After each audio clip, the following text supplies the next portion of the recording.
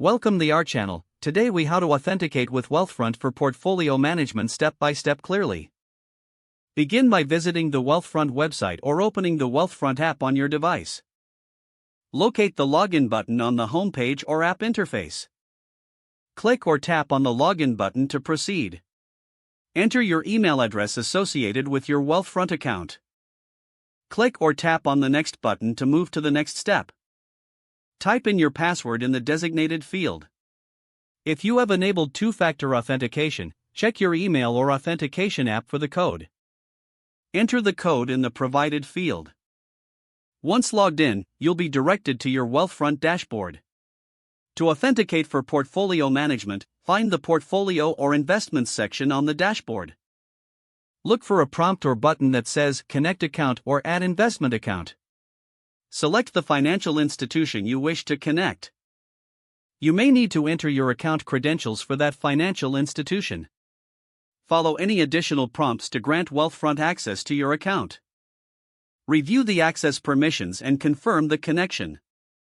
Wealthfront will begin syncing your account information.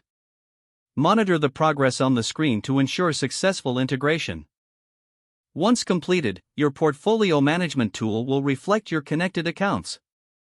Explore the features available for managing your investments effectively. If the page does not load, refresh the browser or try again in a private or incognito window. Make sure you are using the correct email address, then retype it carefully to avoid small typos. If your password is not accepted, use the reset option and create a new strong password you can remember. Check your spam folder for verification or security emails, then complete any requested confirmation steps. Enable two-factor authentication if available to improve account security and reduce unauthorized access risk. After signing in, review your profile details so your contact information and settings are accurate and current. If you see an error message, note it down and try again after restarting your device and internet connection. Log out when you finish, especially on shared devices, to keep your account and payment information secure. If the page does not load, refresh the browser or try again in a private or incognito window. Make sure you are using the correct email address, then retype it carefully to avoid small typos.